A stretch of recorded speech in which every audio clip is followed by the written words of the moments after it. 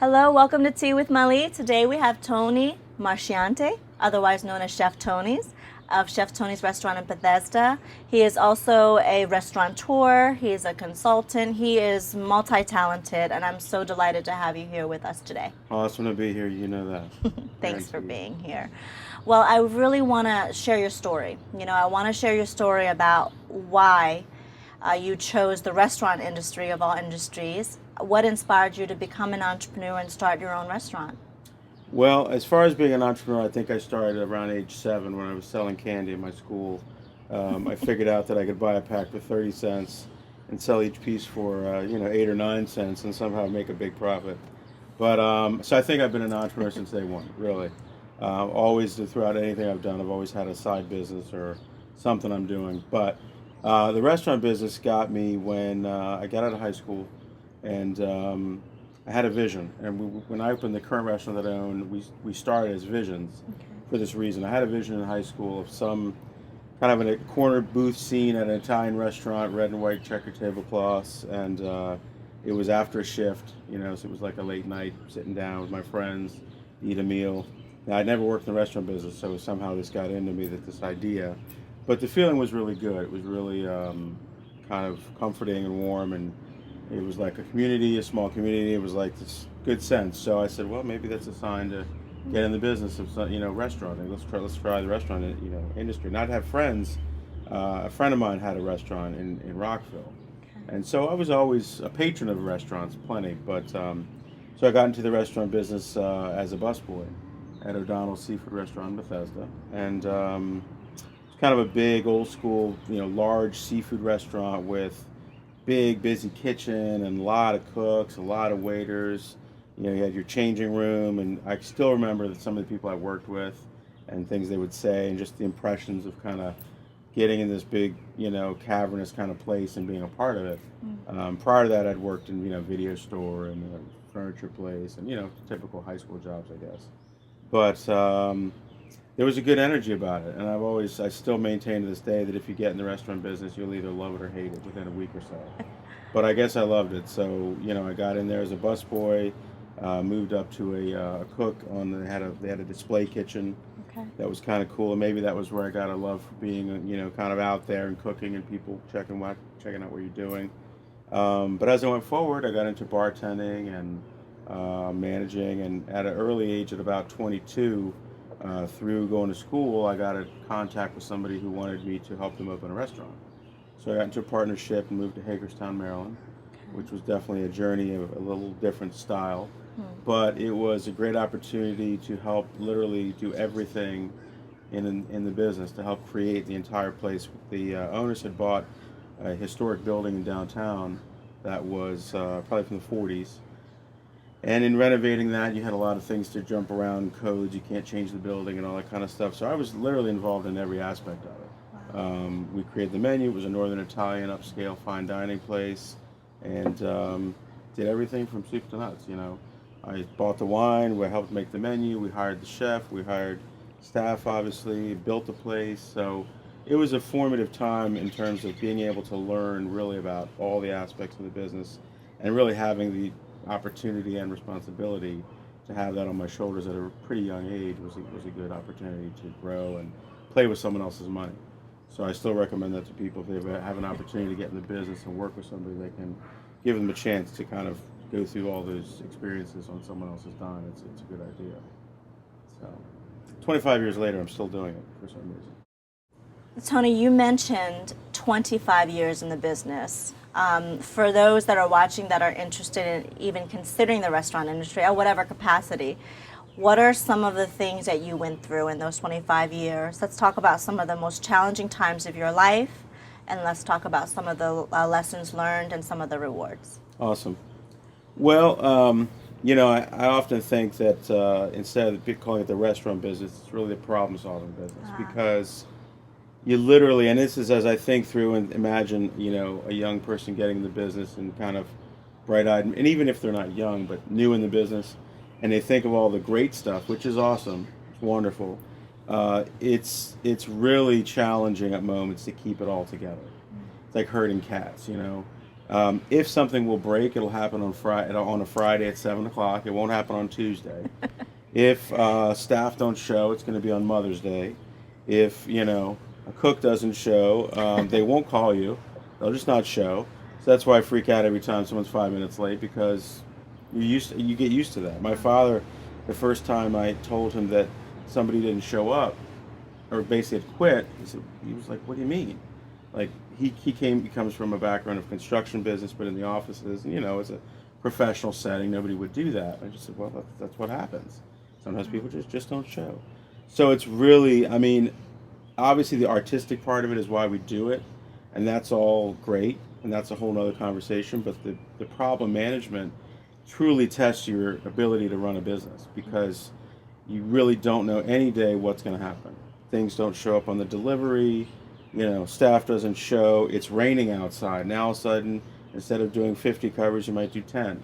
Well, you bought food for 50, what do you do now? Conversely, you think, oh, it's raining outside, we'll be slow. No, everybody shows up. So it's not, it's not a negative thing, but it's a reality check that you really have to be super thick-skinned. You have to be ready to adjust at a moment. You have to be ready to manage 10 things at one time, 5 of those being a problem, Right. And that's the challenge and the fun part, I guess, in a way. We must love it because we keep doing it, but it's really sometimes you just say, wow, like this is all outside of creating food and the fun part, which is literally having everything inside the building. Like imagine if we're a company, we buy the raw goods, we prepare the raw goods, we sell the raw goods, we watch the customer reaction, we collect the payment, we market. We're HR, we're PR, we're everything in one little place. And so, you have a lot of great elements. I mean, yesterday, I was pulled aside in the middle of Father's Day dining room. A lady had come, and she was sharing with me how she wanted to come for dinner because it was a really nice break, and she'd had a really tough year. She was there to celebrate her 28th anniversary. And she also shared with me that her daughter just got diagnosed with cancer. Wow. And she's 23. And we're literally in the middle of a dining room, and she was okay about it. She wasn't overly emotional, but we talked for maybe 10 minutes. And she just told me how important it was for her to get over to my restaurant and have a nice meal. So it was awesome. So those are the moments that you hang on to pull you through the craziness of the rest of the business. Because it really is, it's a very unique industry, and I really don't think there's any other industry quite like it, because you're dealing with people's emotions, you're planning their big party that will not happen again. 50th wedding anniversary, it's happening tonight, that's what it is. You're not going to get a redo, so you got to make sure everything's in place, and, it's almost like a stage show every night. And yet you're on display, and you're trying to figure out what people's tastes are. And if you make, meatloaf and grandma made meatloaf, then your meatloaf's never going to be as good as grandma's. So you're just constantly, working the crowd and working the opportunities. And so it's a very unique industry for that reason. Well, I also know that you truly believe in mentorship. And so when you're in your kitchen and you're cooking and then you're managing it and you're doing all those multifaceted things you talked about, you also have a staff of very diverse people. Most of them transitioning in and out of that role. How do you maintain that balance of being the worker bee and the manager and the mentor and sometimes the dad? Because a lot of, the industry has a lot of young folks, and they're using the restaurant industry as a way for them to move to the next level or phase in their life. And how much challenge is that for you to keep somebody to have the passion to stay on board? It's an honor to be in that role. It's a hard role to be in, and you're always learning. I certainly don't know it all. I guess I'd look at it as several series of tiers. It's a business to run, first of all. So all emotions aside, we need to keep our mind on the fact that we're open. At 11:30, we open the doors. People walk in. They start experiencing what we're doing. They start running their visual and mental camera and seeing what's this place about. Or they come back for the 19th time and they want to see you ready to go and ready to accept them in and be their guidance sometimes. As a bartender, many times people sit at the bar and talk about the wife, the husband, the job, the news, the this, that. But so you have that level of running the business. All emotions aside, you have a business to open and close. Then you have leadership and leading the staff in a way that they're nurturing their guests.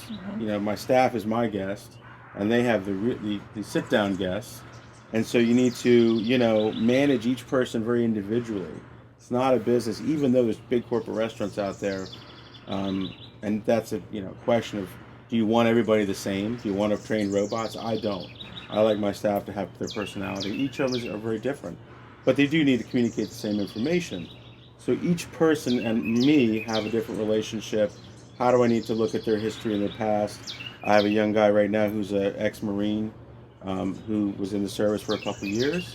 He's got a different mentality from my other guy who's a videographer and a creative guy, And so each of them, Daniel, who you also know, he's a third, another path.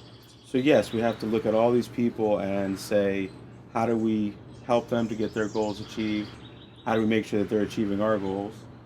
And then, of course, as you said, we fall into the role of, mentor, dad, family. Restaurants are very much family oriented on the staff side. They go out after the shift, they drink, and they go out on the town and do what they do.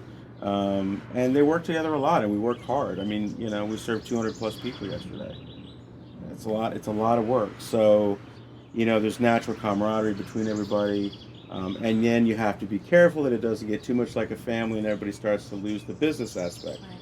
So you're right. It's a constant, juggling act of all these different things. But at the end of the day, it's an honor to have people look at you for leadership. And I hope that I can step up to the task every day and deliver what I need to. That's really it. So, Chef, how important is it to stand apart from the rest in your industry? I think that there's two sides to that idea. You want to stand apart. If you look at it as art, which I don't like to, overinflate what I do. I'm a humble guy, I think. But if you look at it as art, there's all kinds of different artists and colors and ideas and subjects. And so I think restaurants are very similar. Each individual restaurant has its own vibe. Even if it's a big chain and you go into a location, really they each have their own individual design. So standing apart is key. But at the same moment, I'm not competing with everybody. I'm not trying to be, for me, I'm not trying to be the best, because I don't believe there is a best. I think that our society and us, actually our industry, the restaurant business, is a little too concerned about who won, who's the best, which dish is the best. Everybody's eating food. I break it down to much more, street level kind of idea. There's food to just get you lunch and get you sustained. And of course we try to do something a little bit above that, but I don't think that you're trying to be everyone's best. People in my community, there's 200 restaurants plus in Bethesda. There's 50 restaurants that I could walk to in less than 10 minutes. So if I have to be the best, it means I have to look at everyone else's food and somehow create something that I think is going to beat them. That's not the mentality. Right. To me, you stand out by being true to what you're about, by serving food that really resonates with you. For me, it's simple, fresh, seasonal seafood, rustic style, down to earth. I don't like to look at anything as pretentious or feel that anything we're doing is pretentious. It's just about being true to yourself. So as an artist of whatever variety, if you start to copy or emulate or worry about everybody else around you, you'll never really produce your true art. So to me, I've found very clearly what I'm good at and what I like to do and what I feel proud about putting out.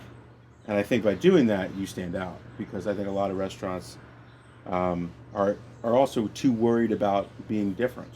So they dumb down their food. They de-spice it. They don't put too much garlic. So it can appeal to everybody. But by appealing to everybody, it won't appeal to a lot of people. Because if I come into an Italian restaurant, I'm going to plan to have garlic. Right. I'm going to plan to have, rustic, like elbows on the table type. Now, not all Italian food is like that, but for me, I know what I want when I want Italian or Chinese or Hong Kong food or African food. So for me, staying true to what you're about and not worrying that you're going to please everybody, because you'll never please everybody. So by trying to be too vanilla, which is nothing wrong with vanilla, but you can lose a lot of your sense of direction and your sense of flavor and your sense of your restaurant. How do you keep it fresh? You know, I mean, you're staying true to yourself. You mentioned a lot of those things that to you are unique to you, keeping it real, keeping it rustic. It's really about just, you know, having a family feel when they come into your restaurant. And even the energy and the design of the place really allows you to be that, correct? Totally. So how do you keep it fresh though? I mean, meaning how do you keep the staff inspired to continue to do this day in and day out? What happens when you have, you know, a bad review, or how do you keep it alive and how do you keep it going? Well, for me, it's a great question. Keeping it fresh for me relies on, I mean, for one thing, we do a daily menu. So for us, we can constantly introduce new dishes and keep that energy going on the menu. As far as the staff goes, it's a challenge that you have to challenge yourself. How do you walk into your own restaurant and have a fresh eye to see physically what's going on? Okay. Did they clean well last night? Is the place looking sharp? What can I do better? It's something where you just have to stay on top of your game, and you have to think about promoting and different events. Like I use like a monthly wine dinner, or we also do cooking classes. So that keeps it interesting and different, because some Saturdays I'll pop in and all of a sudden I'm working with one or two people for 2 hours on how to cook 4 or 5 dishes. Okay. My staff sees that, and I think it keeps them inspired because they see that I'm always hustling and looking for opportunities, and we're expanding the brand. We're looking for opportunities to do products, and we're looking for opportunities to do web, you know, consulting and cooking classes and even restaurant consulting. So I think for them to see that you're a restaurateur that is actively looking for those opportunities keeps them on edge. We introduce new wines. We have wine classes for the staff. You know, we have cocktails there that we're doing that are seasonal. So I think as a restaurant ages, and we're 5.5 years now, you have to really consciously think, what can I do? Putting a fresh coat of paint, you know, sprucing up the dining room, buying new chairs, anything that just keeps your guests also noticing that the place always looks great, feels great, the staff is great. That energy really is it's like a, you know, cotton candy getting bigger and bigger. You know, you keep building on that, and people will see that, and they feel the energy to come back. Because if you go to a restaurant, it's kind of a satisfactory experience. Satisfactory sucks, you know, to put it frankly. Like, there's a lot of restaurants that do a decent or a good job. So you really want to try to strive for excellence and for also that connection. I mean, when I have guests that stop me and tell me those kind of stories, it really is a compliment to not just me, but the fact that they feel comfortable enough and, you know, connected enough to the restaurant to come and share their birthday, their anniversary, even their sad event. You know, if they feel it's a safe place and a community of people that welcomes them, they're always gonna come back. So it's really just a constant thought process to stay on top of it, and that's what keeps us hopefully, you know, on top of the rankings too. Chef, when you are not inside the restaurant, I know you do a heck of a lot around the community. For the restaurant, for your own personal desires as a community giver, but also for the greater good for the community. So can you talk a little bit about the things that you support and you believe in, and why you do these things? Sure. One of the philosophies that I want to use in the restaurant, and this is it's a trendy thing to say, but I really don't, it's not for that reason for me, is to support local. I mean, as a small business owner, I know what it's taken me to survive and now thrive. And it certainly has been the support of many people, including yourself and the community of people around you and our Bethesda community, and people just that have supported us and watched us go through, you know, our struggles. We opened up in 2007, and 6 months later, the biggest news in the world was the recession. So it's not a great place to be in the restaurant business during a recession, because people can cut that out quickly.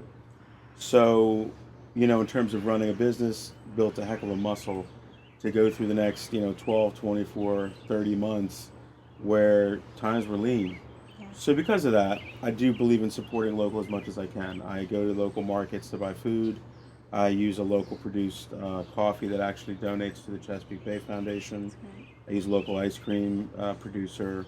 You know, so I buy as much as possible. I'm not a huge place with, you know, 5 sous chefs and myself and 10 managers, so I can't spend the whole day outsourcing like I might like to, but we do what we can, and I actually believe that if that philosophy hit more restaurants in general, instead of having, you know, the highly funded ones be the only ones doing it.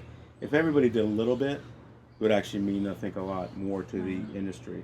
But we do whatever we can, and for me, the impact is I grew up in Bethesda, and I'm proud to have a restaurant in my hometown, and I love to support other local businesses. So if I have the choice, even just to make copies for my menu or to make, to buy supplies, I try to go to a local supplier, a local hardware store, copy shop, whatever, just to put some more money back into the economy.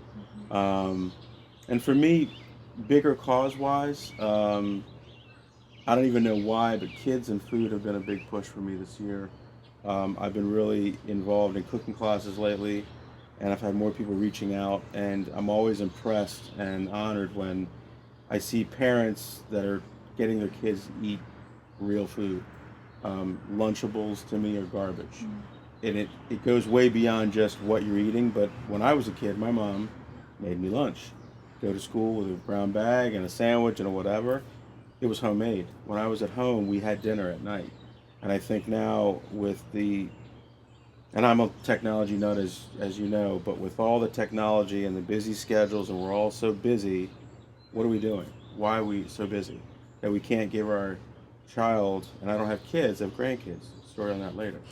But why can't you take 5 minutes to make your kid a sandwich in the morning? Why can't you make a chicken salad and put it in a Tupperware and throw it in a cool bag for later? Why does it have to be something out of a box?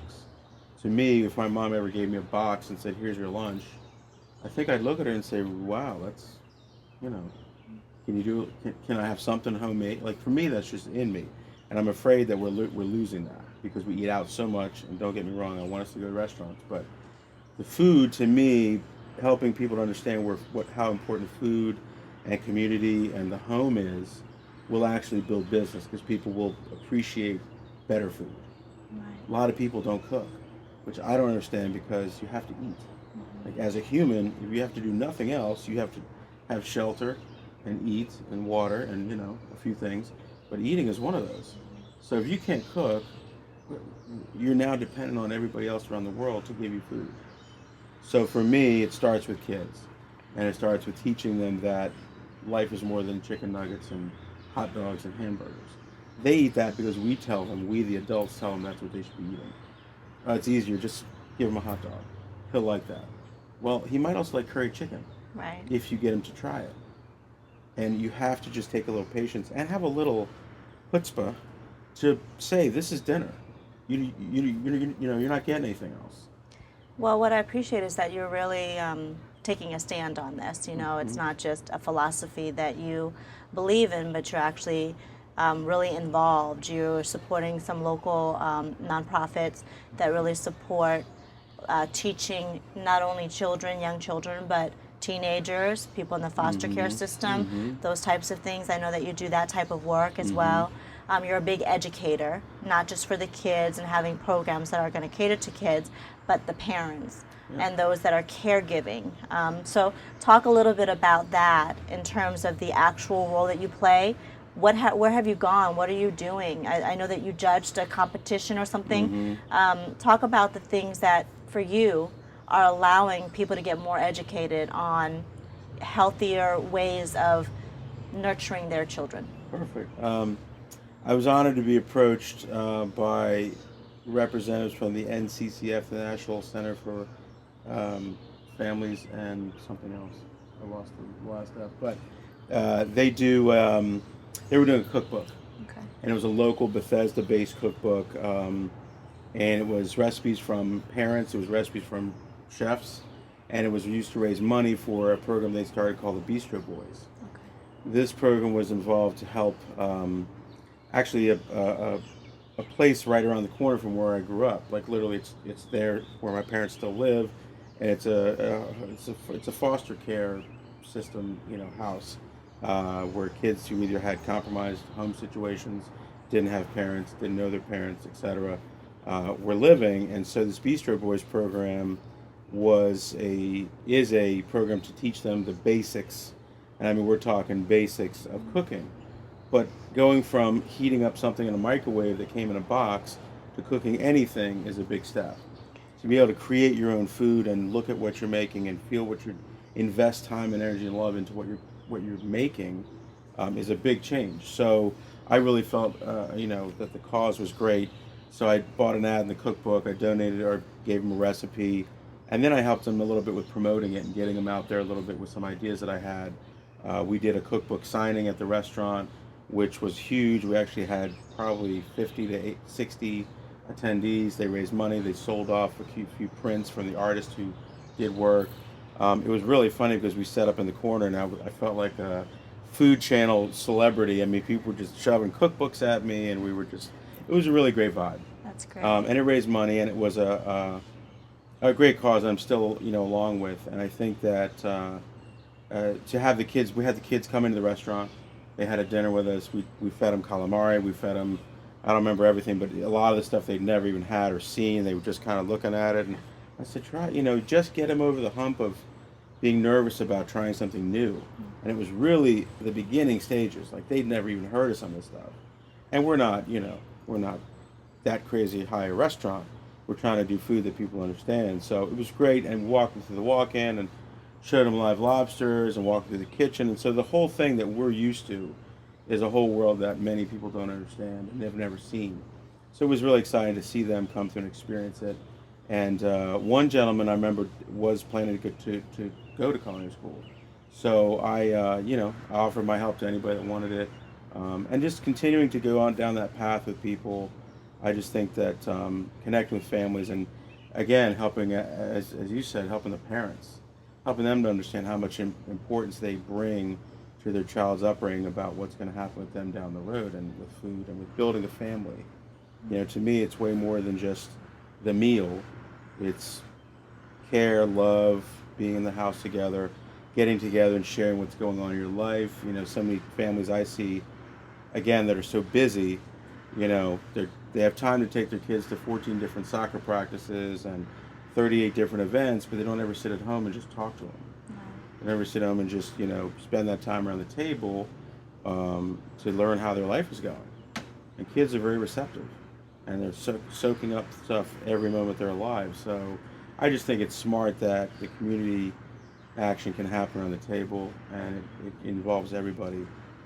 And so I'm trying to get involved in more and more that I can do to help. So Chef Tony, I know that you are a mentor, you are a consultant, you're so many things, and I know there are a lot of people out there that may be starting young businesses or have been in a business for a time now as a restaurateur. Do you have any thoughts or input or feedback that you might want to share with those folks? Sure, tons. I could go on for hours, but I just think that anybody that's starting a business or continuing a business they've just grown just has to stay humble, stay really focused, stay balanced. And this life is not all about business, but community to me is everything, as you've pointed out with me in conversations. It's whether you're running a hardware store or a doggy daycare or anything, people want to connect with people. And I think that as a business owner, you have to keep that in mind with everything you do. And you're never perfect, but if you think about it, I'll give you one example. A store near me has a sign in their front window that says, "We don't provide change for meters." Great negative energy, right? Walk in the door, oh, thanks. I have a sign on my door with big, goofy, smiley faces that says, "We happily provide change," and I have pictures of quarters. And I can't tell you how many people have commented on that, and how many people have come in the restaurant just to get change, and we at least give them a hearty handshake and a service that costs us $0 and markets our business in a certain way. Right. And we're part of the community doing something good, because Bethesda has parking meters everywhere, and they're very efficient at giving you a ticket if you don't get it filled up. So the idea of that extends everything. Right. Your community. Don't sweat the small stuff. Don't nickel and dime your customers. Think about how you can impress them. Think about what you can do to be transparent as well. Stuff happens. Any business, there's things that happen wrong. When that happens, admit it, get a solution and move on.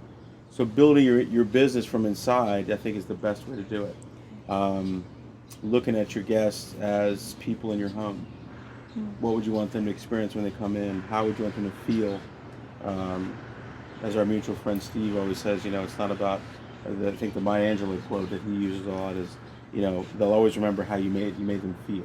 They won't remember all the little details. I'm paraphrasing. Yes. But I think that's the same philosophy. If you walk into a store and they say, "Hey Tony, how are you? Nice to see you again. How'd that lawnmower work out?" I'm going back there, right? So it's building your business as an entrepreneur. You're of course looking at a business as a revenue producing entity, but it all is about people, really. At the end of the day, they're coming to you. When the phone rings, it's money calling. So answer the phone promptly. Provide the happy face on the other side. All those little details come from a philosophy of how you want to run your business. Operating with a sense of scarcity, I think, is a bad move. We have a lot of situations come up where, there's an opportunity to say, well, here's our policy, or I barely even have policies, right? If the guest is unhappy with something that they got, they get whatever they want. There's no argument. If the drink comes back and they want it more sweet or they want it more strong or whatever, we're not going to argue over the small stuff, because I think that just drives people away. So running your restaurant, running a business, there's so many details to deal with. There's so much. And I was talking with one of my staff members the other day that I think people don't get how hard it is to just consider it, how it impacts your day, your life every day. And I've learned from you so many great lessons of balance. You got to be a hard-driven entrepreneur at times, but taking that moment to relax, and even if it's an hour, grab a coffee with your wife, your husband, yourself, read a book, go for a walk, whatever. But you have to stay balanced, because at the end of the day, business is not the be-all, end-all of life by any means. But providing a great income for yourself, or providing an income and being able to build your life around something that you're passionate about is so important. How can people access you? Because I know that this is something that you do all the time. You mentor people. I mean, whether it's through your business as a consultant, or whether it's just sitting down at the bar with someone that comes through. I mean, you meet some amazing people at that bar, and just having a sit down and talking about real life stuff. So, number one, I do want to say that Chef Tony is extremely accessible. He will talk to you. He will shake your hand. So reach out to him if you have questions, if you really want to learn more about this industry, or just about choosing your passion and doing something with that passion for good. So let us know how we can find you. Well, the restaurant's website is cheftonysbethesda.com. I do have other websites that I focus more on my business side of things, but you can always find my email on the website, contact information. I'm all over Facebook, Twitter, etc. Just Google his name. Google Chef Tony, and 9 times out of 10, I'm going to be at the top of the list. But it's fun. It's definitely a passion for me, just to see people grow, and to understand that if they've got the desire to be great, I think there's always an opportunity to achieve that by just helping them along the path, and maybe providing an outside eye and looking at what they're doing. Many times we're so close to the topic, including myself at moments, that I just need somebody else to say, hey, maybe have you thought of this way? Have you thought of this angle? It's crucial to have perspective, and I've definitely helped provide that for a lot of people, and it's fun for me because I love to see them grow like I've grown. And I'm certainly not at the top of the mountain. We're fighting every day. We're hustling every day, but thankfully we've had some success, and we thank God for that, and keep moving forward. Well, I've certainly learned a lot from you, definitely, as a dear friend. I've spent countless of days and nights at the restaurant, at the bar, when I was writing my book and trying to finish A Million Fireflies. So I do thank you for that sacred space to be creative. So, for those that you mentioned earlier are looking for a safe place, it's really humbling to know that you can be an entity, a business, and still feel like a home. So thanks for providing that to us. Thanks for supporting local community. Thanks for supporting someone like me who really just wants to do good in the world, and continue to do what you do. Thank you so much. It's always a pleasure. You know that. Thank you. Thank you, everyone, and I'm looking forward to seeing you again next time on Tea with Mali.